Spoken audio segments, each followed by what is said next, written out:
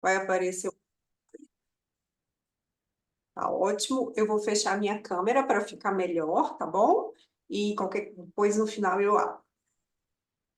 Bom, então, como foi apresentado, eu sou hematologista, então, assim, eu não sou intensivista, eu contribuo com os colegas no cuidado desses pacientes críticos com a minha formação em hemoterapia. Eu montei essa aula para vocês, exclusivamente para vocês, para a gente fazer um caminho do conhecimento hemostático, vamos dizer assim, da transfusão. Eu não tenho nenhum conflito de interesse. Ixi, não quer passar. Pronto. Eu não tenho conflito de interesse para fazer essa aula. E eu montei essa condução dessa aula falando um pouquinho das alterações fisiológicas da dengue em relação à hemostasia e a necessidade de transfusão. Depois a gente vai falar de transfusão de hemácia, plaqueta, dos componentes congelados e também da transfusão maciça, que é quando acontece o sangramento vultuoso desses pacientes.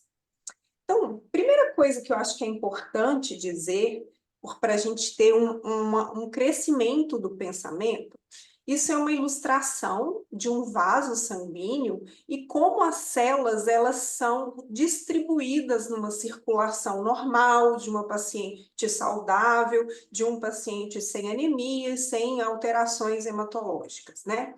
A distribuição das células ficam as plaquetas, aderidas no endotélio, os linfócitos, granulócitos e ao centro as hemácias. Essa distribuição acontece num fluxo linear e ela tem sua importância porque a função da plaqueta é estabilizar esse. Gente, vou pedir para vocês desligarem, mutar, tá? O som para não ter interferência. Então, a função dessa plaqueta é estabilizar o endotélio e não permitir sangramentos. Então, ela fica vasculhando essas células e qualquer dano no endotélio, a gente tem o quê? A nossa cascata da coagulação. Não se preocupe, eu não vou falar sobre cascata de coagulação, mas vou abordar de uma forma muito simples. Então, pense que eu fiz um recorte nesse vaso, nessa parte endotelial, que está aqui, ó, subendotélio, e esse endotélio foi lesado. Aqui a gente está falando sobre dengue, mas poderia ser qualquer outra lesão.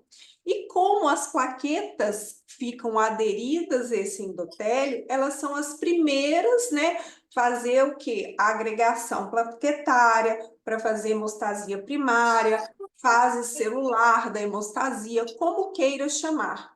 Então, a plaqueta discoide que está lá fluindo pelo vaso, ela vai ser ativada, que é quando ela faz esse pseudópodes, com a ação do fibrinogênio von Willebrand e começa a correr. Gente, por favor, vamos ver se você consegue mutar. Bom. Gente, tem algum telefone, algum aparelho aberto aí, por favor?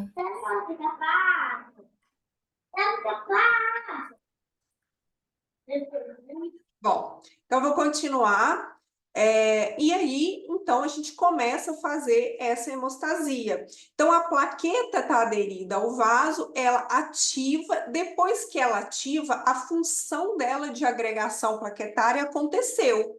Se eu tenho múltiplos danos, eu vou consumindo e agregando essa plaqueta. Então, o que é importante a gente saber na dengue, né? Porque a gente vai ter uma lesão vascular, que eu vou ter muito endotélio exposto e fazendo que as poucas plaquetas que existem, elas vão sofrer uma agregação e vão ser consumidas. Dito isso, a gente vai falar um pouquinho, então, da fisiopatologia da dengue.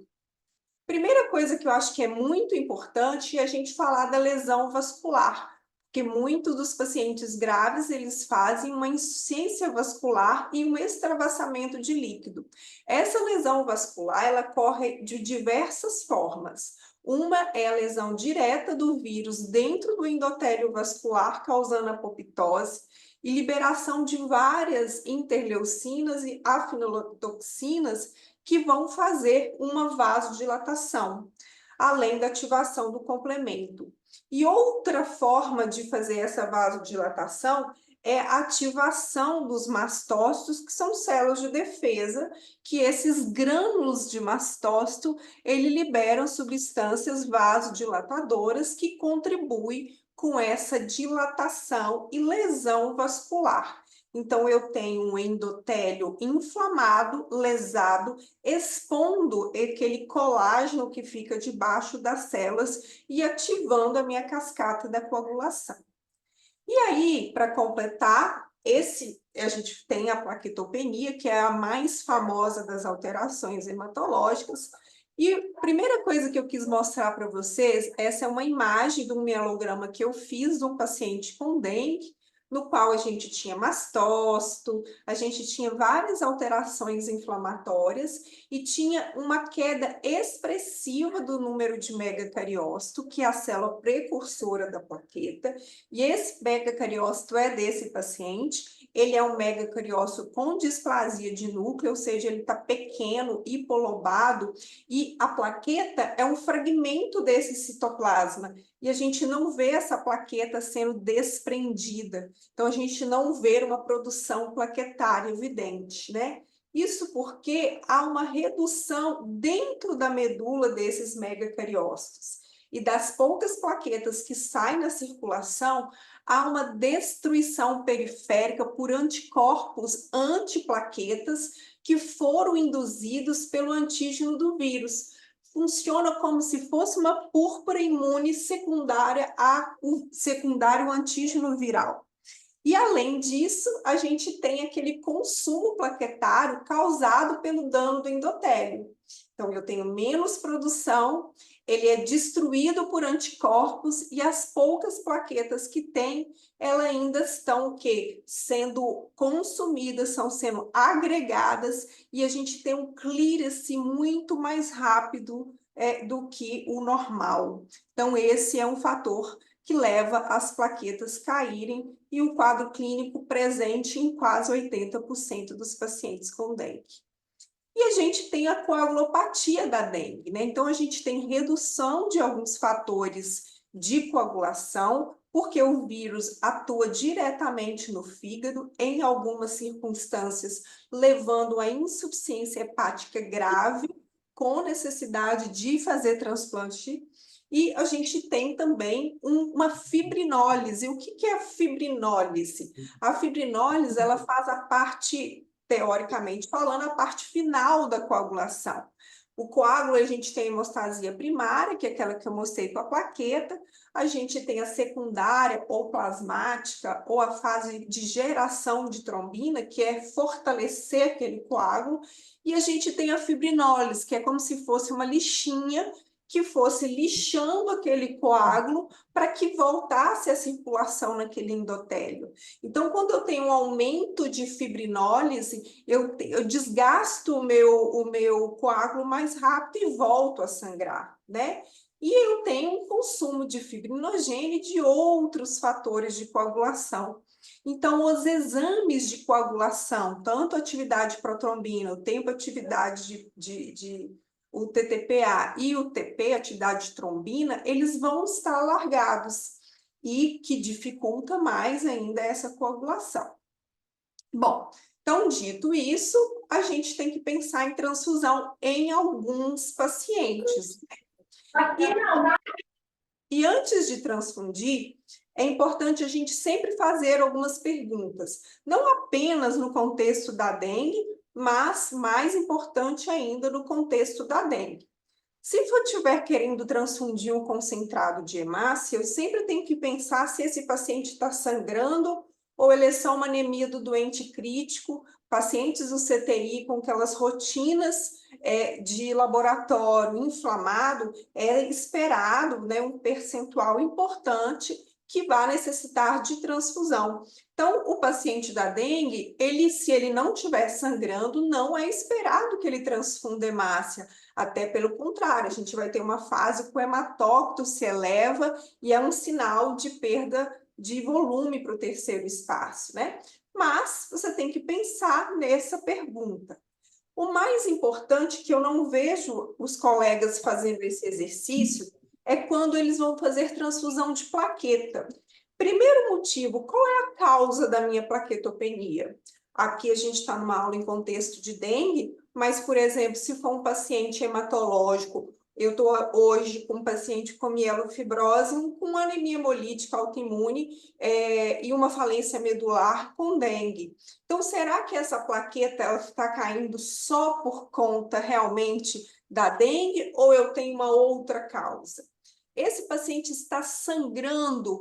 Qual que é o grau de sangramento? Existe classificação de sangramento, né? E qual é a minha expectativa de resposta? Eu quero que esse paciente pare de sangrar, eleve a plaqueta para um nível para eu fazer um procedimento. Qual que é a minha expectativa? Eu tenho que ter essas perguntas para eu procurar a minha resposta na transfusão. E, por fim, se eu estou precisando de componente plasmático, se o paciente está sangrando, ele vai passar por procedimento ou é só meu exame que está alterado?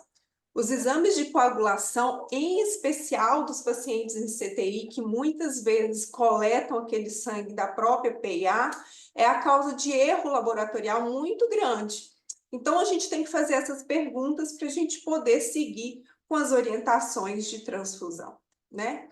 Então, a transfusão de hemácia, eu sempre, se o paciente tiver crítico sem sangramento, eu vou manter meus padrões restritivos de transfusão, que já são conceituados desde 2000. Então, se o paciente não está sangrando, ele é só um paciente que está uma internação por doente crítico, ele vai respeitar os padrões restritivos de transfusão com alvo entre 7 e 8. Mas os pacientes que perdem mais de 10% da sua volemia por sangramento, eles vão precisar de transfusão. E os pacientes que entrarem em choque hemorrágico, que eu vou falar separadamente do paciente que vai entrar em choque hemorrágico, né? Então, a transfusão de hemácia, ela não é um problema para o paciente da dengue, a princípio, se ele não tem um choque hemorrágico. Mas a transfusão de plaqueta, ela é um problema, porque é intuitivo do médico, ao assistir um paciente com dengue, com sinais de alarmes e uma plaquetopenia, em especial com valores menores que 50 mil, de querer fazer uma transfusão para que ele não sangre. Mas as evidências científicas não mostraram bons resultados com esse pensamento. Então, a transfusão de plaquetas profilática, que inclui sangramentos leves, não está indicada independente do valor da plaqueta. Então, para a gente falar de transfusão profilática, a gente tem que entender quais são os graus de sangramento, porque eu vou falar em seguida. Eu vou falar em seguida de sangramento, né? Então, existe uma escala da Organização Mundial de Saúde que classifica os sangramento em grau 1. Gente, por favor, vamos avaliar de mutar, porque atrapalha os colegas que querem assistir a aula. Então, a escala da Organização Mundial de Saúde, ela classifica os sangramentos de acordo com a gravidade. Um sangramento leve, grau 1, são pequenas petequias, sangramento mucoso, um epistaxe de duração curta. Esse pequeno sangramento não é considerado um sangramento ao ponto de transfundir. O grau 2, que é um sangramento moderado, são as melenas, hematêmese, uma hematúria. Ele é um sangramento moderado que precisa de ser uma intervenção. E o grau 3 e 4 são sangramentos que levam o potencial risco de vida para o seu paciente. Essa classificação de sangramento, ela pode ser usada em todos os contextos clínicos, não necessariamente neste da dengue. Então, se eu estou falando de transfusão profilática, isso inclui petequias, pequeno sangramento de mucosa. Se eu tenho um paciente sem sangramento importante, clinicamente significativo, eu não vou transfundir meu paciente.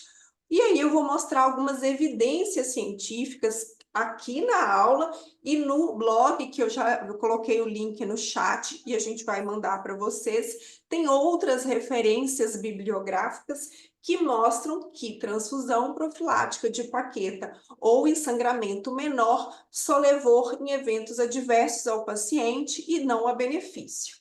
Então, a primeira evidência científica que a gente vai trazer, que é uma publicação de 2016, de um estudo retrospectivo de Singapura, que avaliou 788 pacientes, sendo que 302 não transfundiram e 486 transfundiram.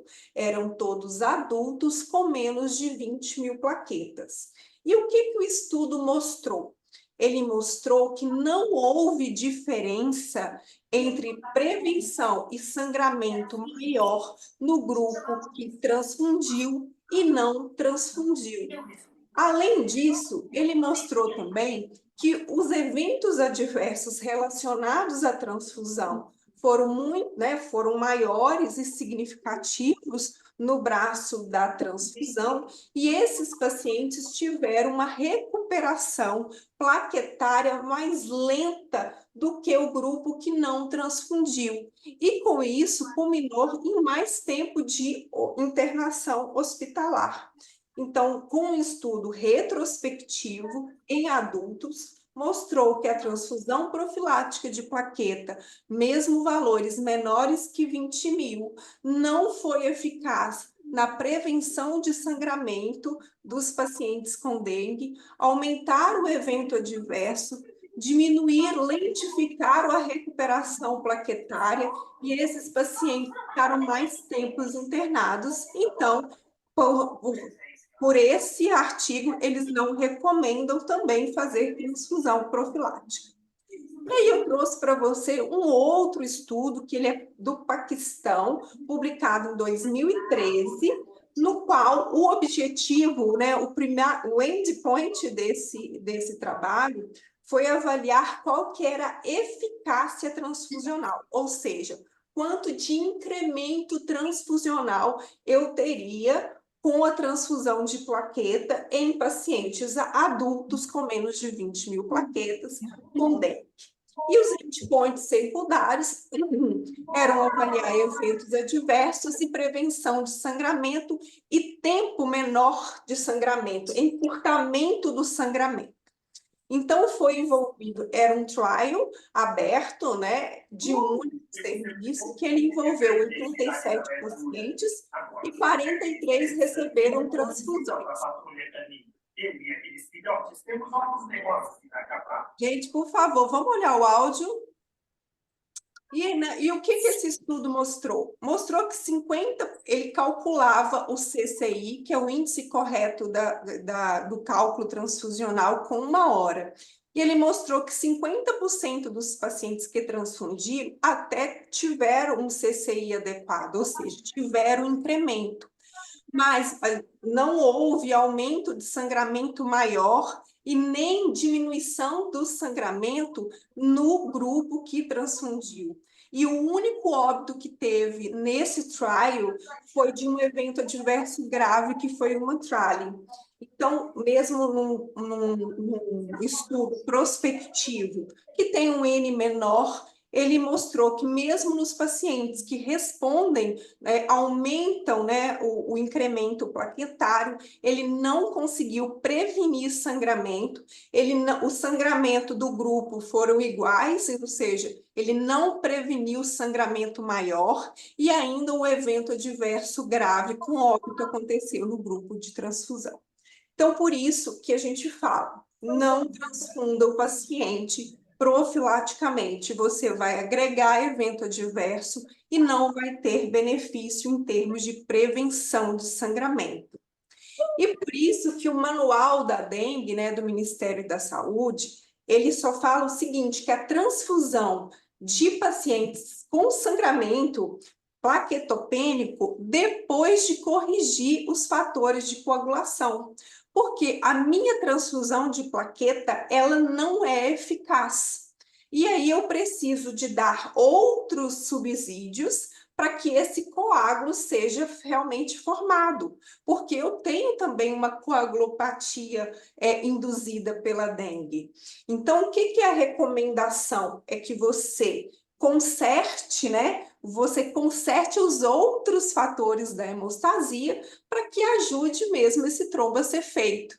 Então, se eu tenho um sangramento moderado, que é aquela melena, epistaxe, que dura mais de 1 hora, eu tenho hematúria, um sangramento de cavidade, eu vou transfundir primeiro, vou consertar a hemostasia dele. Então, eu vou dosar fibrinogênio, ou se eu tiver tempo de trombina, que não é muito disponível de uma forma geral. Se esse fibrinogênio tiver menor que 200, 150, a gente recomenda a fazer a transfusão de crio precipitado. A referência normalmente de fator de fibrinogênio é 100 a 150. Por isso que tem esse asterisco 200, que isso é uma recomendação de especialista, porque o fibrinogênio é uma proteína de fase aguda e ela é esperada nesses pacientes estar realmente bem mais alta. Então, o valor esperado que seja mais alto, se o paciente está sangrando, é uma recomendação de especialista que mantenha esse fibrinogênio acima de 200. Eu posso utilizar uma dose de crio precipitado para cada 5 quilos de peso, ou existe um cálculo específico para você achar o alvo que você deseja, que está no material que eu mandei para vocês no blog, que está descrito normalmente. E então, se o paciente está com sangramento moderado, primeiro eu vou fazer as alterações. Então, se ele tem um tempo, um coagulograma, um TP, um TPA, acima de 1 vez a meio do controle, ele precisa de transfundir. E aí a dose é entre 10 a 20 ml por quilo. Preferencialmente acima de 15. Por quê? Primeiro, as bolsas de plasma não têm 200 ml, elas têm de 150 a 180. E aí muita gente fala assim, 4 bolsas achando que é 200 ml, não vai ser. Então, sempre comece com 15 ml por quilo, que ela é mais hemostática. Ele vai ofertar a quantidade de fator coagulação que esse paciente precisa. Quando eu faço avaliação de óbito de dengue em paciente com doença falciforme, o maior erro de todos é dose de plasma e de crio. Tanto é que o protocolo da Fundação Hemominas, a gente ajusta a dose para o peso, porque os colegas estão pedindo subdose. Aí você aumenta o efeito adverso e não aumenta o efeito benéfico dos fatores de coagulação. Então, quando for fazer um cálculo, faça de 15 a 20 ml por quilo de peso do paciente. Transfundir, né? Quando transfunde, a gente transfunde dose de verdade, porque a gente precisa de um resultado de verdade. Então, a gente está recomendando uma dose entre 15 e 20 ml. Então, esse paciente com sangramento moderado, você vai fazer primeiro o quê? Consertar esses outros fatores de coagulação. E mesmo assim, né? Se a transfusão, a sangramento, ele não parar, aí você vai seguir para a transfusão de plaqueta.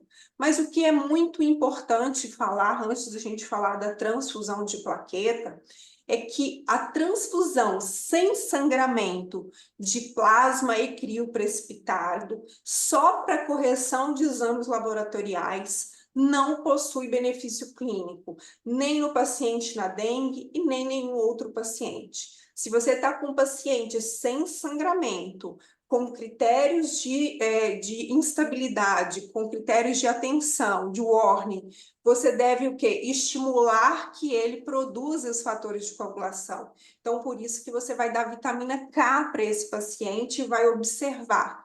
Apenas se ele tiver sangramento que você vai fazer a infusão dos componentes congelados, tá? Então, se os pacientes com sangramento moderado ou grave, ou seja, o moderado, mesmo se você corrigiu todos os fatores, ou o paciente grave, após corrigir todos os fatores de coagulação, você vai transfundir. E aí você vai transfundir uma dose terapêutica de plaquetas, que existem muitos produtos. A gente está falando em Minas Gerais, a gente tem plaquetas randômicas, 6 unidades de randômica, ela é uma plaqueta que tem uma plaquetometria entre 2 e 3 vezes 10 a 11 plaquetas, ou um pool ou uma férice, ela também consegue ofertar uma dose terapêutica de plaqueta.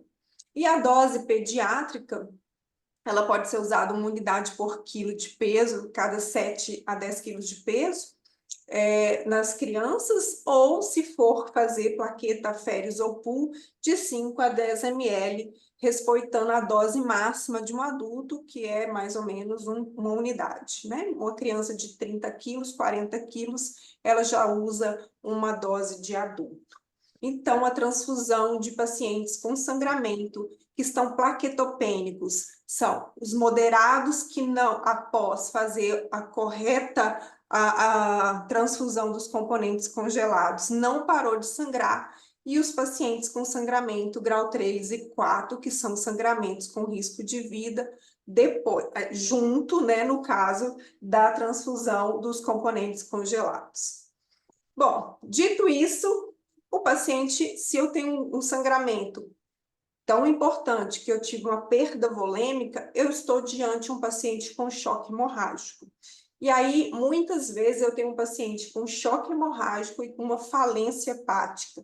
Então, eu tenho um paciente extremamente complexo do ponto de vista hemostático e que ele precisa ser atendido de uma forma diferente.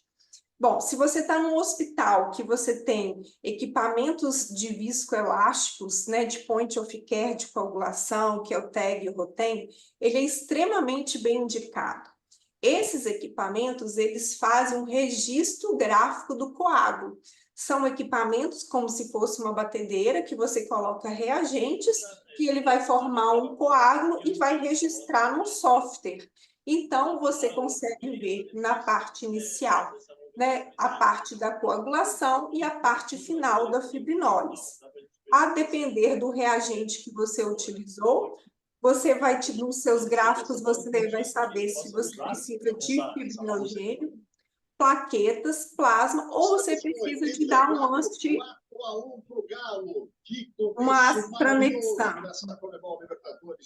Eu acho que tem uma televisão ligada. João Vitor, boa noite. Por gentileza, desligue seu áudio. Bom, e aí, então, eles conseguem ser muito específico para o que o paciente precisa em tempo real daquela necessidade. Você usa muito menos hemocomponente e você é mais específico. Mas esses reagentes, esses equipamentos são caros e eles não são disponíveis de uma forma geral nos serviços públicos e privados. Então, o que a gente tem que fazer? Um protocolo de transfusão maciça. E indiferente do que leva o paciente a um choque hemorrágico, né? Esse trauma que pode ser aqui para uma lesão viral da dengue, eu vou levar um quadro hemorrágico, eu vou levar uma hipoperfusão, eu vou diluir esse paciente, provavelmente deixar ele frio, vou deixar ele ácido com pH baixo, e eu vou fazer uma coagulopatia de difícil controle. E para eu atender esse paciente com qualidade, eu vou ter que fazer um protocolo de transfusão maciça. Que eu não, falar de transfusão maciça é uma aula à parte, mas o que a gente tem de fundamentos hemoterápicos numa transfusão maciça? Que eu tenho que limitar essa expansão volêmica com cristalóide. Porque ele já está, né, principalmente o paciente da dengue, que veio de uma ressuscitação volêmica grande. Eu tenho que começar uma ressuscitação hemostática. E como que eu faço isso? Eu faço uma transfusão de hemácia e plasma numa proporção muito curtinha. Uma hemácia, um plasma ou 2 hemácias e um plasma. Então, normalmente, os protocolos nacionais, eles fazem 6 hemácias e 6 plasmas, uma plaqueta e 10 crios, ou 5 crios, a depender.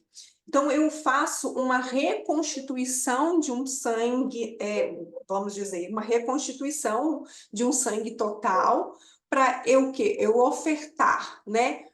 Hemácia, fatores de coagulação, hemácia para fazer esse paciente perfundir, o plasma para fazer fatores de coagulação, a plaqueta para a gente fazer hemostasia primária, o crio precipitado para a gente dar fibrinogênio, que é tão importante na hemostasia, e ele está sempre muito presente no plasma, além de ácido tranexâmico nas primeiras 3 horas desse choque hemorrágico, e a gente não pode esquecer que a gente precisa fazer o controle metabólico desse paciente, porque o paciente ácido, frio e sem cálcio não faz coágulo, porque eu preciso de um meio metabólico para ele. E se o meu paciente está chocado, provavelmente ele já não está perfundido, ele já fez necrose tubular, ele está frio porque ele está correndo hemocomponentes gelados, o cálcio, o citrato desses hemocomponentes, ele quela cálcio e magnésio, e o cálcio ele tem que ser mantido acima de 1,1 milimol, porque senão eu não faço tempo de coágulo. Então, eu preciso de manter esse paciente bem aquecido e metabolicamente estável, né? Então, esse é um atendimento de um paciente que está em choque hemorrágico com dengue. É igual uma transfusão maciça do trauma, da obstetrícia, ele precisa de ofertar esses hemocomponentes em formas de protocolo. Bom, e aí a gente tem complicações, né? Complicação, acho que mais comum é a insuficiência hepática. A insuficiência hepática acontece um danos do vírus na própria célula hepática, no hepatócito, e pela hipoperfusão esse fígado sofre. E aí eu começo a ter a coagulopatia da insuficiência hepática, que é uma mistura desequilibrada de fatores procoagulantes e anticoagulantes. Então, o paciente ele tem o risco tanto de fazer trombos, quanto de fazer sangramentos, e ele, às vezes, precisa ser encaminhado para um hospital para transplante hepático.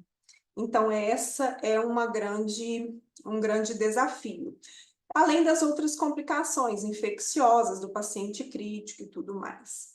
Outra complicação que realmente aumenta a mortalidade dos pacientes é a síndrome hemofagocítica.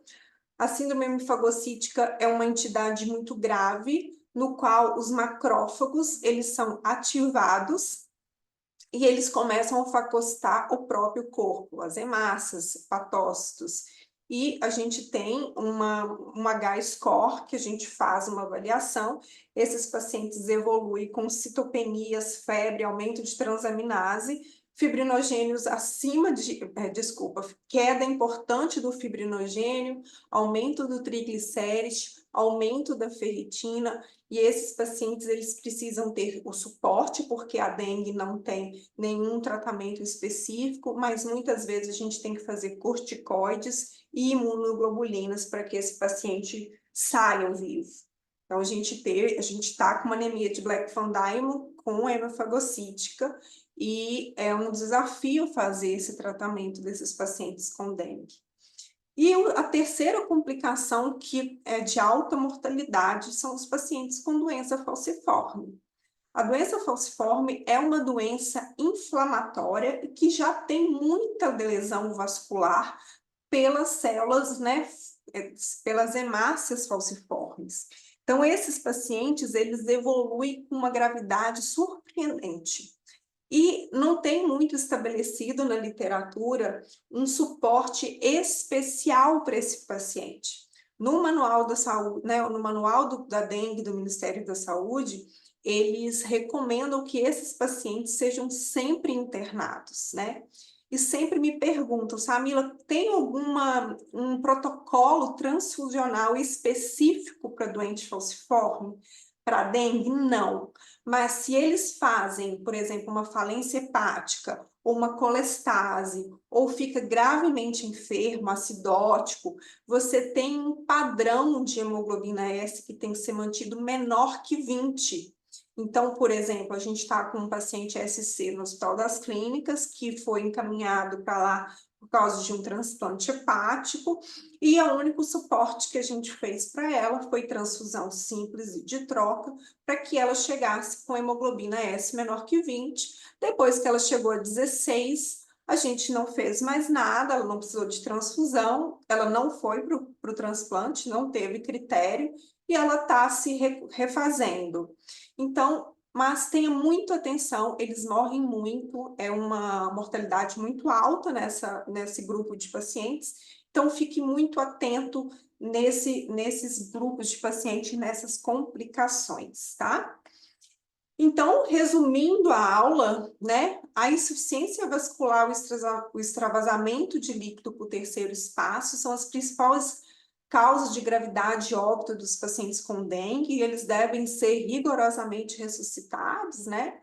Transfusão profilática de plaqueta e também de plasma e crio, sem sangramento, a gente vai aumentar evento adverso e não vai melhorar o cuidado nem prevenir sangramento. Isso é bem estabelecido na literatura, e eu coloquei algumas para vocês ficarem confortáveis com isso. E a transfusão de um componente também é um suporte, tá? Que ele só vai ser utilizado em paciente com sangramento com repercussão clínica, porque é esperado petecas e pequenos sangramentos nos pacientes com dengue, com sinal de alarme, né? Mas a gente tem evidência que mostra que uma transfusão desnecessária leva esse paciente a um evento adverso sem benefício, tá?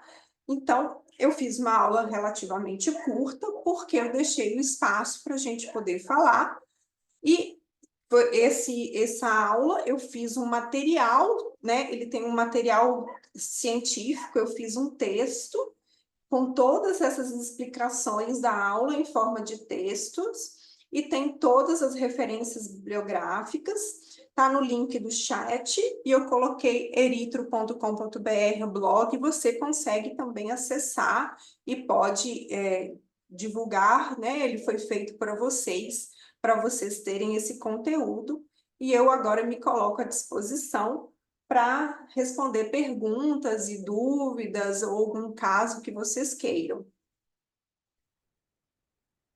Doutora Samila, já tem uma pergunta no chat. Podemos falar. É a Fíbia que está perguntando. Ela está falando sobre o volume de plasma recomendado de 15 ml a cada quilo. Pode gerar risco de sobrecarga volêmica? Como vocês estão realizando isso na prática? E quantas horas é recomendado infundir esse volume total calculado?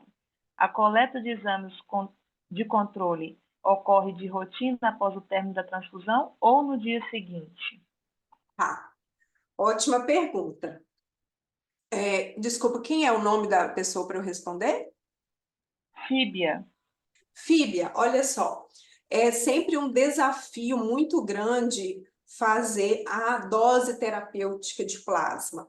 Mas existe uma coisa, se você não der uma dose terapêutica realmente de plasma, você não vai ofertar fator de coagulação. Então, aí, você tem que manejar esse volume. Mariana, desliga seu áudio, por gentileza. Você vai ter que manejar esse volume, às vezes com furosemida, né, para que esse paciente receba. Em pacientes que estão hipervolêmicos, com distúrbio de coagulação, hipervolêmicos, que não podem receber, e aí a gente pode usar os concentrados, os hemoderivados, os concentrados de fatores de coagulação, o CCP, CCPA, numa dose de 25 a 50 unidades.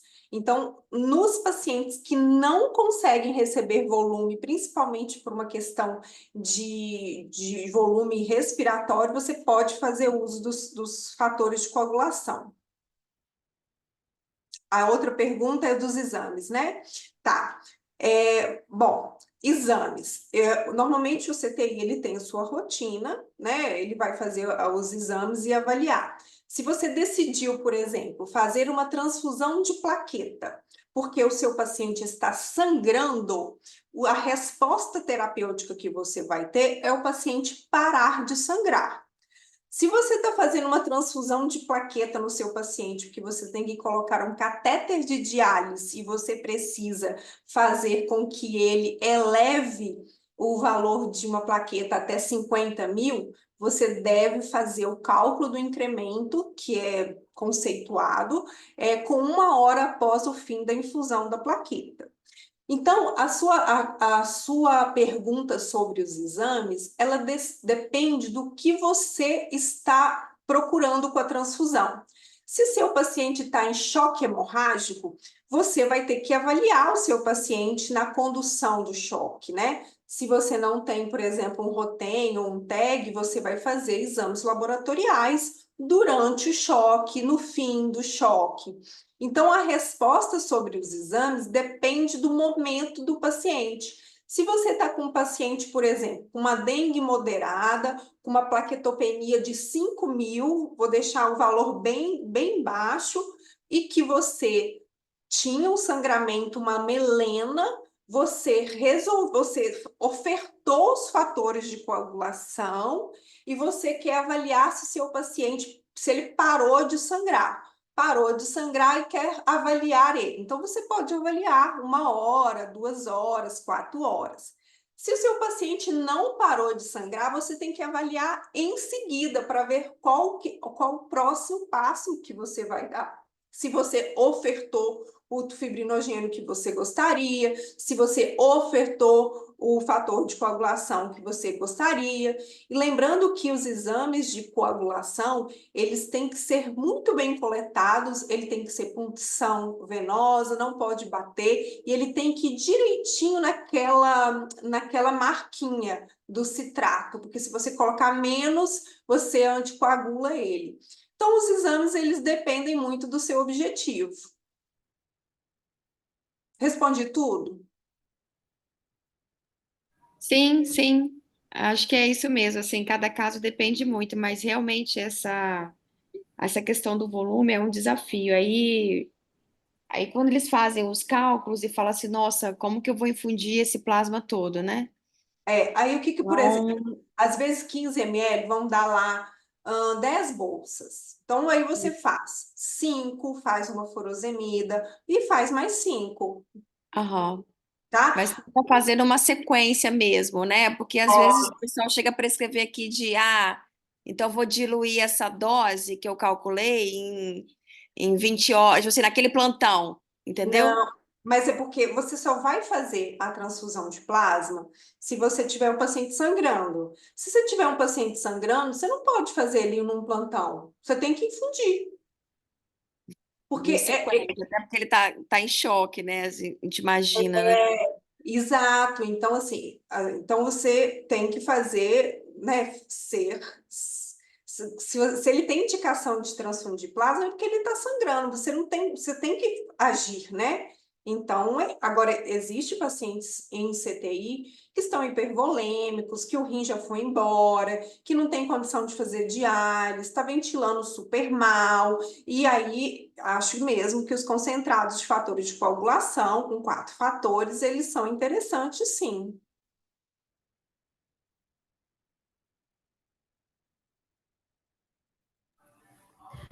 Samila, tem uma situação que vários hospitais que, né, a gente trabalha, a gente não consegue dosar o fibrinogênio em tempo hábil, às vezes é 48 horas.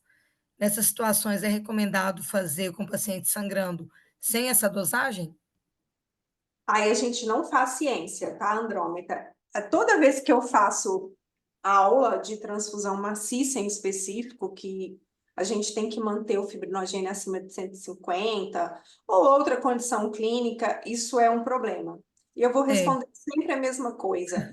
a gente não faz ciência nisso. Aí você está fazendo o quê?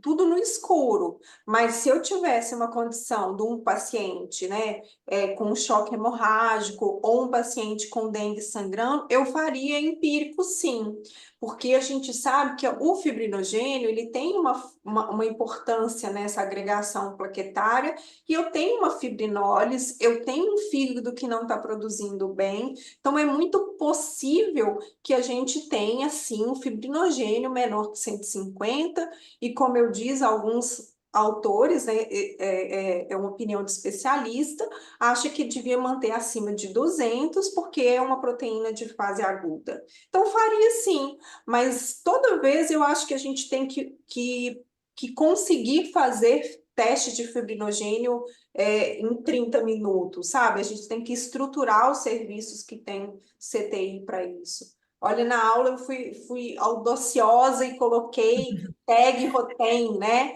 Eu sei que não é a realidade, cada rodada, tipo um Fibtem, um Xtem é mais de R$ 2.000. Eu sei que é difícil, mas em breve o estado de Minas Gerais vai colocar um Rotem dentro do João 23 para atender o estado. Se você levar a sua amostra lá, ele vai poder ser atendido com tag com Rotem. Então, essa aula ela foi audaciosa, mas ela tem uma proposta, o Estado de Minas Gerais, de ter um Rotem para atender o João, claramente, mas um paciente, né, algum serviço que pedir para fazer esse teste, que está tendo uma dificuldade, ele vai ser executado também. Ótimo.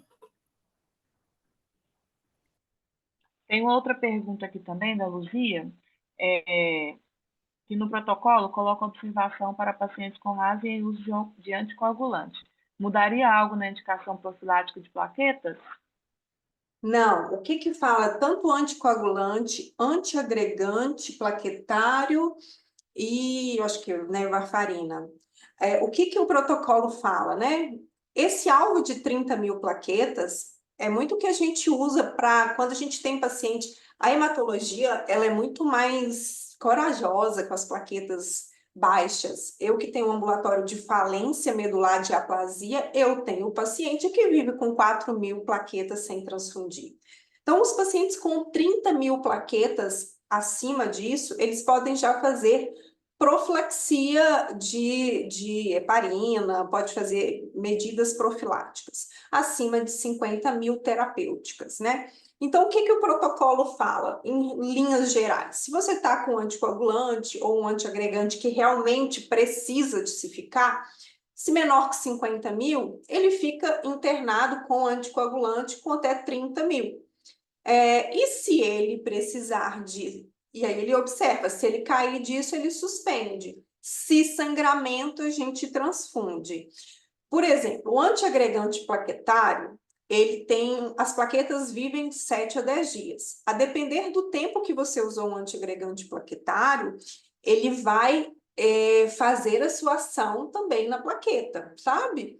Então, a questão do antiagregante plaquetário em atividade, ele vai inibir a plaqueta transfundida. Mas não, a mudança seria se ele sangrasse, faria a mesma coisa que o protocolo.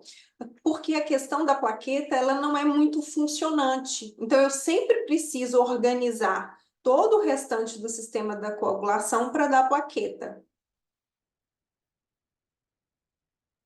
Mas tem uma outra coisa, por exemplo, se um paciente com DOAC estiver sangrando, a transfusão de plasma não vai funcionar. Aí a gente vai ter que usar complexo protrombínico, se possível, complexo protrombínico ativado.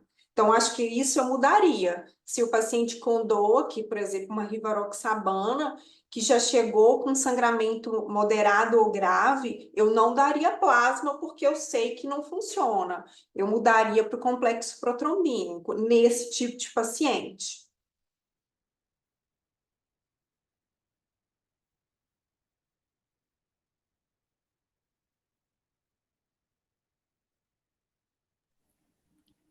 Mais Mais alguma? alguém? Andrômeda, dos seus casos que você teve. Eu acho que outra coisa que eu vejo acontecendo, às vezes o paciente ele começa a ficar muito diferente do habitual. Por exemplo, com lesões de pele que não é petéquia, que parece uma vasculite, ou eu tenho um sangramento muito intenso de um paciente que teve crítico. Então, esse paciente ele tem que abrir o leque, por exemplo, será que eu estou tendo uma atividade de outra doença? Será que eu estou tendo uma úlcera? Será que eu estou tendo um sangramento gastrointestinal de um paciente crítico? Acho que é importante falar isso quando esses pacientes evoluem de forma inesperada ou grave, principalmente em sangramento, para avaliar mesmo o sangramento de paciente crítico, como, por exemplo, o paciente está com melena, vamos avaliar, vamos fazer uma endoscopia. Então, eu acho que é importante checar se é de fato só a dengue ou se a gente está tendo uma outra complicação nesses pacientes. Samila, é uma situação até interessante, chegou em pouco tempo, paciente com histórico prévio de PTI, já esplenectomizado, e chegou com 4.000 plaquetas. Aí surgiu uma grande dúvida na equipe, estável, sem sangramento nenhum. E aí, o que fazer com esse paciente? Nada, quer dizer, transfusão, né? A gente chama É, isso mesmo, tá? Eu vou te dar um que a gente atendeu agora, eu vou responder o seu. Lá no Hospital das Clínicas chega muito paciente de muitas especialidades. Então, chegou uma lúpica com 1.000 plaquetas e ela já tinha tido uma atividade lúpica com plaquetopenia. E ela estava, a gente não tem NS1 e a sorologia da dengue vai para o FUNED, nem as de janeiro a gente viu ainda. Então, mas ela tinha uma clínica e uma epidemiologia importante para a dengue, a gente classificou ela com possibilidade de dengue, né? Então, ela chegou com 1.000 plaquetas, com sangramento oral e com petequias e equimoses, né? Era uma lúpica. A gente sabia que ela estava com dengue, nada de transfusão, a gente chamou o reumato, falou, olha, cara, ela ativou o lúpus e esse é um comprometimento imune. Ela está com febre de 39 graus, vamos tratar. Então, tratar o quê? O lúpus. E aí a gente fez pulso de metil e ela respondeu no 8º dia. Então, sim, se chega uma paciente lúpica, uma SAF, uma PTI, a gente não vai. Chega meus pacientes com aplasia de medula, eles só vão ter uma resposta medular mais longa, mas a transfusão ela só é feita para sangramento. Quando a gente fala da aula de transfusão de plaqueta no geral, a gente tem algumas coisas que a gente tem que entender. Se a plaqueta é por consumo ou ela é imune, a gente não transfunde, a gente trata o paciente. A gente transfunde o paciente se ela é hipoproliferativa, em especial se ela é induzida, né? Se ela for induzida pós-QT, ou se ela for, né, por um ataque imune, eu vou transfundir, sim, mas porque ela não está sendo produzida. Mas se a produção está sendo adequada e ela está tendo consumo, a gente só trata se sangrar porque a gente não vai.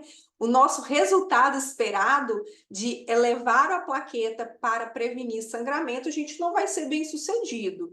Então, não, a gente na PTI, a gente trata como PTI, né? E a gente sabe que o trigger daquela piora, ela foi a dengue. Isso está acontecendo bastante. Meus pacientes, por exemplo, com aplasia, estão um caos, porque eles viviam com 20.000 plaquetas, têm dengue e ficam com 2.000.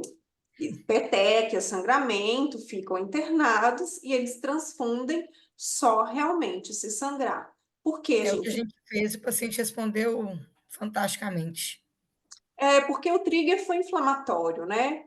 É assim, eu consigo compreender o médico que não é hematologista ver uma plaqueta de 4.000 e ficar muito desconfortável que o paciente pode sangrar. Ele realmente pode sangrar e sangrar de sistema nervoso central, mas a evidência na dengue ela é muito robusta do ponto de vista que a gente não conseguiu fazer benefício em evitar sangramento maior, nem reduzir tempo de sangramento, prevenindo sangramento com plaqueta. A gente está vendo uma outra discussão, Samila, entre os colegas de paciente com plaquetas no nível né, teoricamente seguros, aí 60, 70 mil com sangramentos importantes. Um exemplo, sistema nervoso central, Bom, relacionado à dengue. Você aí viu alguma coisa? sim, aí a gente tem que transfundir. Se for um sangramento grau 3, grau 4, né? Principalmente grau 4, que são o sistema nervoso central, a gente tem que manter um alvo acima de 100 mil. E aí a gente tem que fazer as mesmas coisas. Aí a gente conserta os outros fatores de coagulação e transfunde. Agora, o que não é esperado é a gente ter um sangramento maior que é grau 3, sangramento do sistema nervoso central, em plaquetopenias em plaquetas tão altas, né? Por plaqueta, mas nem por distúrbio de coagulação, isso não é esperado, sabe? Então, Uhum. por isso que vai ser menos comum, mas se tiver sangramento do sistema nervoso central abaixo de 100 mil, você tem que tomar, né? Ele é um sangramento grau 3. Por isso que é muito bom e muito importante fazer o exercício de classificar os sangramentos e tratar os sangramentos de acordo com a classificação. Nesse guideline, que é a referência daquela tabela, ele fala, por exemplo, se você tem um sangramento grau 2, você tem que manter depois que parado aquele sangramento, uma plaqueta acima de 30 mil. Se você tem um sangramento grau 3, você tem que manter depois do sangramento 50. Então, eles têm os alvos depois. Então, é muito importante a gente classificar e saber o alvo de cada sangramento.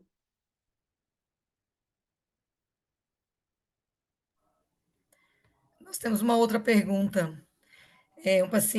Tivemos um caso muito semelhante com PTI e dengue. Paciente jovem com equimose e 8 mil plaquetas. Consegui entender bem com a clínica, né? Com concentrado. Peraí que saiu.